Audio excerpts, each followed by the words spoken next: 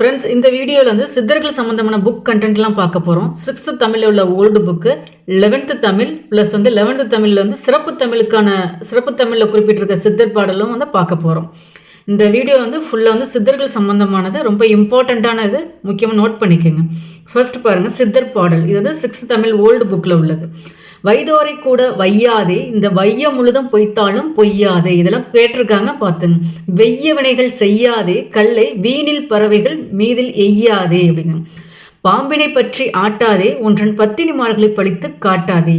வேம்பினை உலகில் ஊட்டாதே, ஒன்றன் வீராப்பு தன்னை விளங்க நாட்டாதே. போற்றும் சடங்கை நன்னாதே, உன்னை புகழ்ந்து பலரில் புகழல் ஒண்ணாதே. சாற்றம் உன் வாழ்வை எண்ணாதே, பிற தாழும் படிக்கும் நீ தாழ்வை பண்ணாதே. கள்ள வேடம் புனையாதே, பல கங்கையிலே உன் கடம் நனையாதே. கொள்ளை கொள்ள நினையாதே, நட்பு கொண்டு பிரிந்து நீ கோல் முனையாதே அப்படிங்க. இந்த பாடல்கள் வந்து யாருடையது அப்படிங்கிற மாதிரி இதில் ஏதாவது ஒரு 2 வரிகள் கொடுத்து கேட்பாங்க. கடுவெளி சித்தர் அவர்களுடையது. இந்த லாஸ்ட்ல ரொம்ப முக்கியம் பாருங்க. கள்ள வேடம் புனையாதே, பல கங்கையிலே உன் கடம் நனையாதே. ஃபர்ஸ்ட் லைனும் கேட்டிருக்காங்க. வைதோரை கூட வையாதே, இந்த வையம் முழுதும் பொய்த்தாலும் பொய்யாதே. இந்த வரிகள் யாருடையது அப்படின்னா வந்து கடுவெளி சித்தர் அவர்களுடையது. இந்த பாடலின் பொருள் ஒரு இடம் ரீட் பண்ணிக்கோங்க. உன்னை வைதவரை கூட நீ வையாதே அப்படிங்க. இந்த உலகத்தில் எல்லாம் பொய்யாக போனாலும் நீ பொய் சொல்லாதே, பிறருக்கு துன்பம் தரும் செயல்களை செய்யாதே, கல்லறிந்து பறவைகளை வந்து துன்புறுத்தாதே அப்படிங்க. நீங்கள் அந்த பாடலை படித்தீங்க அப்படின்னாவே அதோட பொருள் ஈஸியாக வந்து விளங்கிடும். அடுத்த பொருள் பார்த்துக்குங்க. வெய்ய வினை அப்படின்னா துன்பம் தரும் செயல் தான் வெய்ய வினை அப்படிங்க. வேம்பு அப்படின்னா கசப்பான சொற்கள் தான் வேம்பு. இது வீராப்பு அப்படின்னா வந்து இருமாப்பு அப்படிங்க. பலரில், அதை எப்படி பிரிக்கிறாங்க பாருங்க. பலர் கூட்டல் இல் தான் வந்து பலரில், பலருடைய வீடுகள் அப்படிங்க. புகழல் ஒண்ணாதே அப்படின்னா செல்லாதே அப்படிங்க. சாற்றும் அப்படின்னா புகழ்ச்சியாக பேசுவது தான் சாற்றும் அப்படின்னு. இது கடம் அப்படின்னா உடம்பு. இதில் நமக்கு வந்து கொஞ்சம் டிஃப்ரெண்ட்டாக இருக்கிறது என்னென்னா, வெய்ய வினை அப்படின்னா துன்பம் தரும் செயல் தான் வெய்ய வினை அப்படிங்க. வீராப்புனா இருமாப்பு. சாற்றும் அப்படின்னா புகழ்ச்சியாக பேசுவது தான் சாற்றும். கடம் அப்படின்னா உடம்பு. பாடல் குறிப்பு பாருங்க. ஏறத்தாழ 400 ஆண்டுகளுக்கு முன் தமிழகத்தில் காடு மலைகளில் வாழ்ந்தவர்கள் சித்தர்கள். சித்தர்கள்னா என்ன சொல்றாங்கன்னா, ஏறத்தாழ 400 ஆண்டுகளுக்கு முன் தமிழகத்தில் வந்து காடு மலைகள்லாம் வாழ்ந்தவர்கள் சித்தர்கள் அப்படின்னு. பாம்பாட்டி சித்தர், குதம்பை சித்தர், அழுகுனி சித்தர் அப்படின்னா எல்லாமே அவரோட காரண பெயர்கள் அப்படிங்கிறாங்க. நம்ம பாடப்பகுதியில் குறிப்பிட்டிருக்க ஆசிரியர் யாருன்னா கடுவெளி சித்தர். இவர் உருவ வழிபாடு செய்யாமல் வெட்ட வெளியையே கடவுளாக வழிபட்டவர். இதை அடிக்கடி கேட்டிருக்காங்க. உருவ வழிபாடு செய்யாமல் வெட்ட வெளியையே கடவுளாக வழிபட்டவர் யார் அப்படின்னா வந்து கடுவெளி சித்தர் அப்படின்னு. இதில் வந்து நமக்கு வந்து இந்த வரிகள் கொடுத்தும் கேட்கலாம். வைதோரை கூட வையாதே, இந்த வையம் முழுதும் பொய்த்தாலும் பொய்யாதே. இந்த வரிகள் யாருடையது அப்படின்னா கடுவெளி சித்தர் அவர்களுடையது. அடுத்த கேள்வி என்ன கேட்டிருக்காங்கன்னா, உருவ வழிபாடு செய்யாமல் வெட்ட வெளியையே கடவுளாக வழிபட்டவர் யார் அப்படின்னாலும் கடுவெளி சித்தர். இந்த 2 கேள்வி இந்த லெசன்லேருந்து வந்திருக்கு, நோட் பண்ணிக்கோங்க. இந்த லெசன் சித்தர் பாடல்கள் வந்து இது வந்து 11th உள்ள சிறப்பு தமிழில் உள்ள புக் கண்டென்ட் தான் இந்த சித்தர் பாடல். சித்து அப்படின்னா வந்து அதுக்கு அறிவு அப்படின்னு பொருளை குறிக்கும் அப்படின்னா, சித்து என்ற சொல் வந்து அறிவு என்னும் பொருளை குறிக்கும் அப்படிங்க. இதே சித்தர் என்னும் சொல்னா அறிவுடையோர். சித்துனா அறிவு என்பது பொருள். இதே சித்தர் அப்படின்னா அறிவுடையோர் அப்படிங்கிற பொருளை குறிக்குது அப்படிங்கிறாங்க. அடுத்து பாருங்க, ஹைலைட் பண்ணியிருக்க பாயிண்ட் தான் இம்பார்ட்டண்ட்டான பாயிண்ட். மெய்யியல் அனுபவங்களை முன்வைத்தவர்கள் தான் வந்து சித்தர்கள் அப்படிங்க. இதே வந்து உருவ வழிபாடுகளை வந்து எதிர்த்திருக்காங்க அப்படின்னு சொல்றாங்க. சித்தர்கள் வந்து உருவ வழிபாடை எதிர்த்திருக்காங்க, மெய்யியல் அனுபவங்கள் வந்து முன்வைத்தனர் அப்படின்னு வந்து குறிப்பிடுறாங்க. அடுத்து பாருங்க, பிராணாயாமம் என்னும் மூச்சு பயிற்சி தான் சித்தர்களின் கொடை அப்படின்னு. சித்தர்கள் தமது கண்டுபிடிப்புகளையும் ஆற்றல்களையும் மக்களின் நன்மைக்கே பெரும்பாலும் பயன்படுத்தினர் அப்படிங்கிற மாதிரி குறிப்பிட்டுறாங்க. அடுத்து ஹைலைட் பண்ணியிருக்கிறது, யோக பயிற்சியால் மனதையும் உடலையும் வந்து ஒருமுகப்படுத்தலாம் என்னும் தத்துவத்தையும் வந்து தந்துள்ளனர். நான் ஹைலைட் பண்ணியிருக்கிறது மட்டும்தான் இதில் இம்பார்ட்டண்ட்டு. சித்து அப்படின்னா அறிவு, சித்தர் அப்படின்னா அறிவுடைய. அடுத்து பாருங்க, அவங்க உருவ வழிபாடை எதிர்த்திருக்காங்க, மெய்யியல் அனுபவங்கள் வந்து முன்வைத்திருக்காங்க அப்படிங்கிறாங்க. சித்தர்களின் கொடை என்ன சொல்றாங்கன்னா, பிராணாயாமம் என்னும் மூச்சு பயிற்சி தான் அவர்களோட கொடை அப்படின்னு குறிப்பிடுறாங்க. யோக பயிற்சினால் வந்து மனதையும் உடலையும் ஒருமுகப்படுத்தலாம். இது மாதிரியான கேள்விகள் வந்து இப்போ வந்து கேட்க ஆரம்பிச்சிருக்காங்க, நோட் பண்ணிக்கோங்க. அடுத்து பாருங்க, இடைக்காட்டு சித்தர் அவருடைய ஒரு பாடல் வந்து கொடுத்துருக்காங்க. கண்ணுள் மணியை கருதிய பேரொளியை, விண்ணின் மணியை விளக்குளியை போற்றீரே. பாலிர் சுவை போலும் பழத்தில் மது போலும், நூலிற் பொருள் போலும் நுண்பொருளை போற்றீரே. எல்லில் தைலம் போல் எங்கும் நிறைப்பொருளை உள்ளில் துதித்தே உணர்வடைந்து போற்றுகிறே. இந்த பாடல் நல்லா நோட் பண்ணிக்கோங்க. இது யாருடையது அப்படின்னு வந்து இடைக்காட்டு சித்தர் அவர்களுடையதான் இந்த பாடல். அவரோட ஆசிரியர் குறிப்பு பாருங்க. இடைக்காடு என்பது வந்து அந்த ஊரில் பிறந்ததுனால இவர் வந்து இடைக்காட்டு சித்தர் அப்படின்னு குறிப்பிடுறாங்க. இவர் யாருடைய சீடர்னா போகர் என்ற சித்தரின் சீடர் தான் வந்து இடைக்காட்டு சித்தர் அப்படிங்கிறாங்க. இடைக்காடுங்கிற ஊரில் பிறந்தனால இவர் இடைக்காட்டு சித்தர் அப்படிங்கிறாங்க. இவர் யாருடைய சீடர் அப்படின்னா வந்து போகர் என்ற சித்தரின் சீடர் தான் வந்து இடைக்காட்டு சித்தர். இடைக்காடர் ஞான சூத்திரம் 70 என்பது வந்து இவருடைய நூல் அப்படின்னு குறிப்பிடுறாங்க. மெய்ப்பொருளின் தன்மையினையும் பிறவியற்ற பேரின்ப நிலையை எய்தும் வழியினையும் இவர் பாடியுள்ளார் அப்படிங்கிறாங்க. ரொம்ப முக்கியமானது வந்து என்னன்னா ரொம்ப 3 பாயிண்ட் இவரை பற்றி. இவர் பிறந்த ஊர் வந்து இடைக்காடு. இவர் வந்து யாருடைய சீடர் அப்படின்னா போகர் என்ற சித்தரின் சீடர். இவருடைய நூல் வந்து என்னன்னா இடைக்காடர் ஞான சூத்திரம் 70. ரொம்ப முக்கியம், நோட் பண்ணிக்கணும். லாஸ்ட் லைனை கூட நோட் பண்ணிக்கோங்க. மெய்ப்பொருளின் தன்மையினையும் பிறவியற்ற பேரின்ப நிலையை எதும் வழியையும் இவர் பாடியுள்ளார். மேபி கேட்கலாம், மெய்ப்பொருளின் தன்மையினையும் பிறவியற்ற பேரின்ப நிலையை எதும் வழியையும் வந்து பாடியவர் யார் அப்படிங்கிற மாதிரி கேட்கலாம். இடைக்காட்டு சித்தர். இந்த பாடல் ஒரு இடம் ரீட் பண்ணிக்கோங்க. அதன் பொருள் பாருங்க. நம் கண்ணில் இருக்கும் கருமணி போன்றவனை, நாம் கருதுகின்ற மாபெரும் ஒளியை போன்றவனை, விண்ணில் விளங்கும் சுடர் போன்றவனை, திருவிளக்கின் ஒளியா திகழ்பவனை என் நாளும் போற்றுவீராக. பாலில் மறைந்துள்ள சுவை போலவும் பழத்தில் மறைந்துள்ள இனிமை போலவும் நூல்களில் மறைந்துள்ள நுட்பமான கருத்துக்கள் போலவும் உலக பொருள்களில் எல்லாவற்றிலும் நுட்பமாய் மறைந்திருக்கும் இறைவனை போற்றுவீராக அப்படிங்கிறாங்க. எள்ளின் உள்ளிருக்கும் எண்ணெயை போல எங்கும் நீக்கமர நிறைந்திருக்கும் இறைவனை உள்ளத்தில் இருத்து உணர்வுடன் போற்றுவீராக அப்படிங்கிறாங்க. ஒரு இடம் ரீட் பண்ணிக்கங்க போதும்.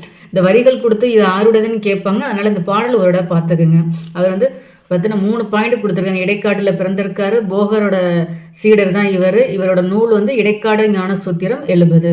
அடுத்து குதம்பை சித்தர். இது லாஸ்ட் குரூப் 2லேயே குரூப் 4லேயே குதம்பை சித்தர் பற்றி கேட்டிருந்தாங்க. வெட்ட வெளிதனை மெய்யென்று இருப்போருக்கு பட்டயம் எதுக்கடி குதம்பாய், பட்டயம் ஏதுக்கடி, மெய்ப்பொருள் கண்டு விளங்கும் மெய்ஞானிக்கு கற்பங்கள் ஏதுக்கடி குதம்பாய், கற்பங்கள் ஏதுக்கடி, முத்தமிழ் கற்று முயங்கும் மெய்ஞானிக்கு சத்தங்கள் ஏதுக்கடி குதம்பாய், சத்தங்கள் ஏதுக்கடி. இந்த வரிகள் கொடுத்து இது யாருடையதுன்னு கேட்பாங்க. குதம்பாய்ன்னு வந்திருக்கு. அதை வச்சு நம்ம குதம்பை சித்தர் அப்படின்னு போட்டுடலாம். இவருடைய பாடல்களில் குதம்பாய் என்று மகுடு முன்னிலை வருவதால் இவர் குதம்பை சித்தர் என்று அழைக்கப்பட்டார். இவரின் பாடல்கள் வந்து சித்தருடன் இயல்புகள் வந்து பேசப்படுகின்றன. குதம்பை சித்தரோட பாடல்கள்ல வந்து சித்தரோட இயல்புகள் வந்து பேசப்படுகின்றன அப்படிங்கிறாங்க. இதே வந்து இடைக்காட்டு சித்தர் அவரோட இதுல வந்து மெய்ப்பொருளின் தன்மையினையும் பிறவியற்ற பேரின்ப நிலையை எய்தும் வழியினையும் வந்து இவர் பாடியுள்ளார். ரொம்ப இந்த மாதிரியான லைன்கள்ல தான் கேள்வி வைக்கிறாங்க, பார்த்துக்கங்க.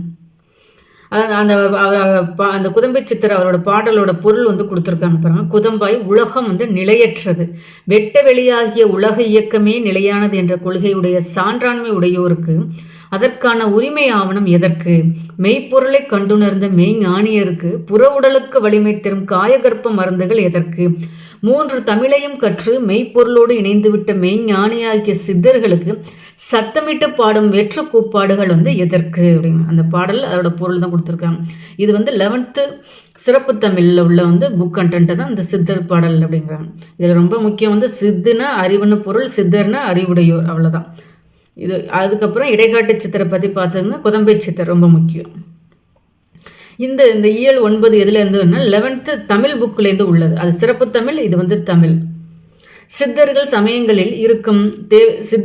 சமயங்களில் இருக்கும் தேவையற்ற சடங்குகளை விரும்பாதவர்களால் அறியப்படுகின்றனர். அதே வேளையில் சித்தர்கள் மனித வாழ்வில் குறித்த மெய்யியல் கோட்பாடுகளை வந்து முன்வைத்துள்ளனர் அப்படிங்கிறாங்க. அடுத்து வந்து இதுதான் ரொம்ப முக்கியம் பாருங்க. தமிழ் இலக்கிய வரலாற்றில் சித்தர்களுக்குன்னு சிறப்பிடம் உண்டு அப்படிங்கிறாங்க. அவர்கள் வாழும் கலையை அறிந்தவர்கள், விழிப்பு நிலையை உணர்ந்தவர்கள் அப்படிங்கிறாங்க. சித்தர்களை வந்து எப்படி குறிப்பிட்டிருக்காங்க பாருங்க. தொல்காப்பியத்திலும் திருக்குறளிலும் வந்து நிறைமொழி மாந்தர் என்ற சொல்லுக்கும் சிலப்பதிகாரத்தில் வந்து தொல்காப்பியத்திலும் திருக்குறளை என்ன குறிப்பிடுறாங்கன்னா நிறைமொழி மாந்தர் அப்படின்னு குறிப்பிடுறாங்க. இதே சிலப்பதிகாரத்தில் வந்து நாடுகான் காதில் வந்து சித்தன் என்ற சொல்லுக்கும் உரியவர்கள் தான் சித்தர்கள். ரொம்ப முக்கியம், எக்ஸாம் பாயிண்ட் ஆஃப் வியூ பார்த்துங்க. தொல்காப்பியத்திலையும் திருக்குறளையும் என்னன்னு குறிப்பிடுறாங்க? நிறைமொழி மாந்தர் அப்படின்னு குறிப்பிடுறாங்க. யார? சித்தர்களை. இதே சிலப்பதிகாரத்தில் நாடுகான் காதையில் வந்து சித்தன் அப்படின்னு குறிப்பிடுறாங்க. அடுத்து பாருங்க. அறிவு வேறு ஞானம் வேறு என்று உலகிற்கு விளக்கிய சித்தர்கள் யோக மார்க்கத்தையும் ஞான மார்க்கத்தையும் தங்களின் உயர் நெறிகளாக கொண்டவர்கள். அதனால்தான் அவர்கள் பிறப்பறுத்தவர்கள் என்று அழைக்கப்பட்டனர். ஸோ பிறப்பறுத்தவர்கள் என்று அழைக்கப்பட்டவர்கள் யார் அப்படின்னா வந்து சித்தர்கள். மனமது செம்மையானால் மந்திரம் ஜெபிக்க வேண்டாம் அப்படின்னு குறிப்பிட்டாங்க. இப்போதான் பார்த்தோம் சித்து அப்படின்னா அதன் பொருள் வந்து அறிவு, சித்தர்கள்னா அறிவுடையவர்கள் அப்படின்னு சிறப்பு தமிழில் கொடுத்துருந்தாங்க. இங்கே பாருங்க, சித்தர்கள் என்றால் நிறைவடைந்தவர்கள் என்ற பொருள் இவரோட கேட்டிருக்காங்க. தமிழில் சித்து என்னும் சொல் மனம், கருத்து, ஆன்மா ஆகிய பொருள்களை வந்து கொண்டது. தமிழ் பேரகராதியின்படி சித்தி, சித்துனா மனம், கருத்து, ஆன்மா. இதே சித்தி அப்படின்னா மெய் அறிதல், வெற்றி, காரியம் கைகூடல் என்று பல பொருள்படும் அப்படிங்க. அவர்களை எண்வகை சித்திகளை கைவர பெற்றவர்கள் என்றும் வரையறுக்கலாம். யாம் பெற்ற இன்பம் பெருக இவ்வையகம் என்பதே சித்தர் நோக்கம். இது யாருடைய வரிகள்னா திருமூலர் அவர்களுடையது. அவரும் ஒரு சித்தர் தான், அவர் ஆதி சித்தர் அப்படின்னு கூட குறிப்பிடுவாங்க. யாம் பெற்ற இன்பம் பெருக இவ்வையகம், இது வந்து சித்தர். இது யாருடையது அப்படின்னா வந்து திருமூலர் அவருடைய. இதில் நம்ம என்ன பார்த்தோம், நிறைமொழி மாந்தர் அப்படின்னு எது இதில் குறிப்பிடுறாங்க, தொல்காப்பியத்திலையும் திருக்குறளையும். இது சிலப்பதிகாரத்தின் நாடுகான் காதையில் என்ன குறிப்பிடுறாங்க, சித்தன் அப்படின்னா சித்தர்களை குறிப்பிடுறாங்க. அடுத்து என்ன பார்த்தோம், சித்தர்கள் நான் நிறைவடைந்தவர்கள். சித்து என்ற பொருளுக்கு மனம், கருத்து, ஆன்மா அப்படின்னு பொருள். இதே சித்தி அப்படின்னா மெய்யறிதல், வெற்றி, காரியம் கைகூடல் அப்படின்னு குறிப்பிடுறாங்க. யாம் பெற்ற இன்பம் பெருக இவ்வையகம், இது யாருடைய கூற்று அப்படின்னு ஒரு கேட்டிருக்காங்க, திருமூலர் அவர்களுடையது. அடுத்த லைன் பாருங்க, சித்தர்களில் ஆதி சித்தராக கருதப்படுபவர் யார் அப்படின்னா திருமூலர். திருமூலர் அவருடைய வரிகள் தான் யாம் பெற்ற இன்பம் பெருக இவ்வையகம் அப்படிவாங்க. இது திருமூலர் அவர்கள் வந்து ஆதி சித்தர் அப்படின்னு குறிப்பிடுறாங்க. அவரோட காலம் வந்து நல்லா பார்த்துங்க, கிபி 5ஆம் நூற்றாண்டு அல்லது 6ஆம் நூற்றாண்டு அப்படிங்க. எக்ஸாக்டா சொல்லலை, 5 இல்லைன்னா 6 அப்படிங்க.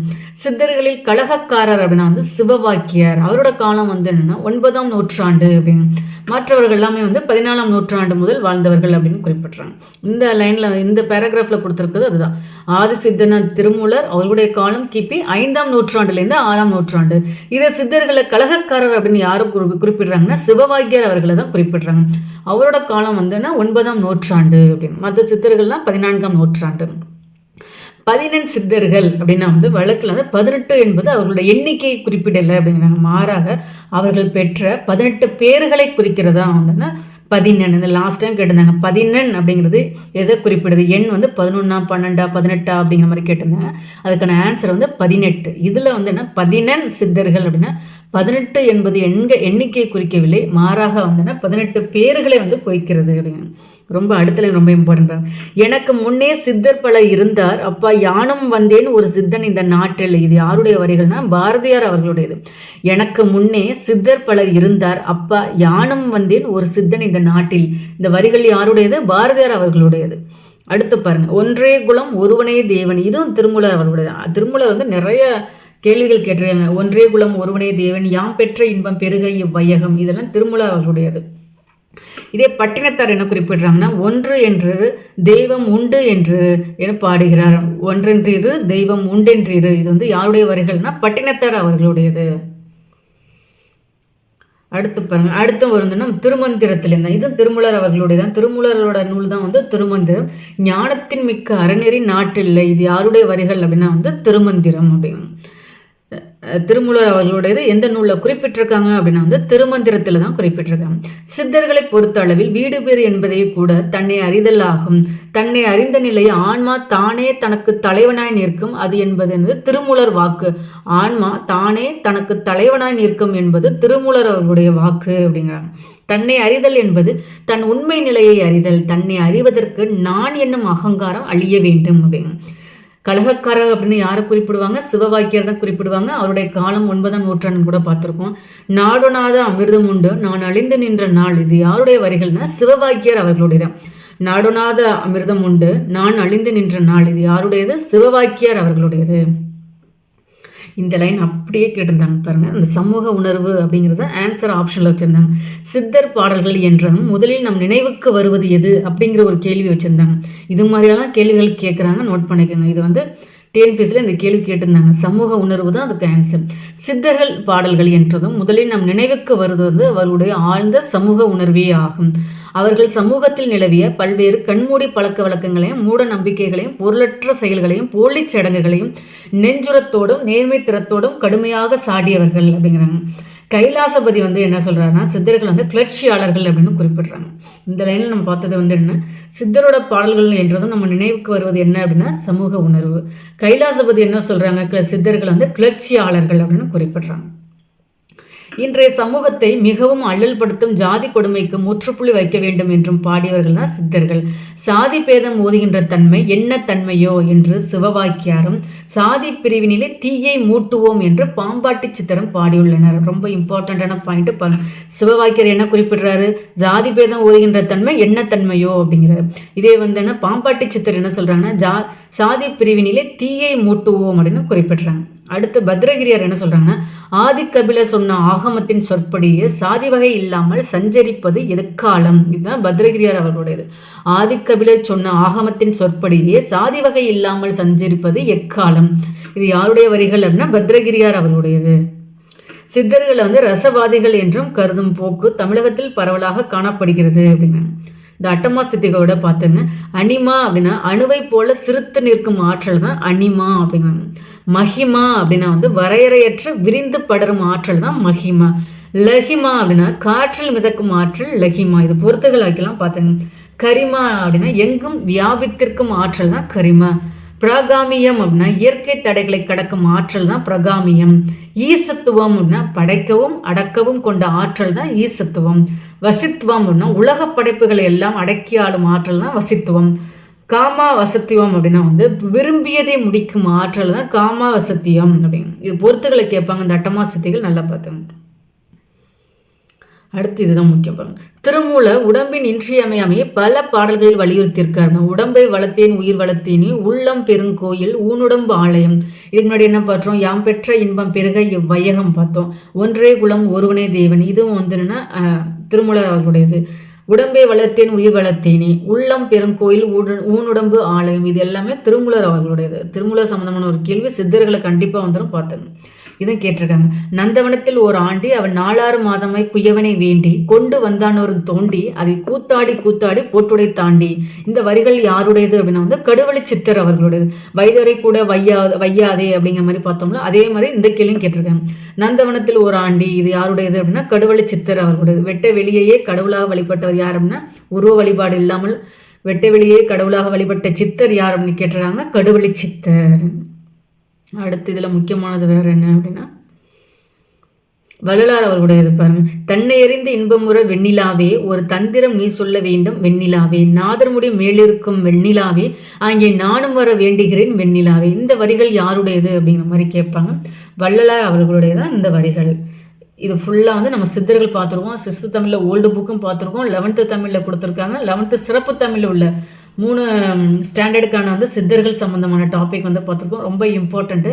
இதில் கண்டிப்பாக 2 கேள்விகள் வந்து இடம்பெறும். பிடிச்சிருந்தா வந்து லைக் பண்ணுங்கள், உங்கள் ஃப்ரெண்ட்ஸுங்களுக்கும் ஷேர் பண்ணுங்கள்.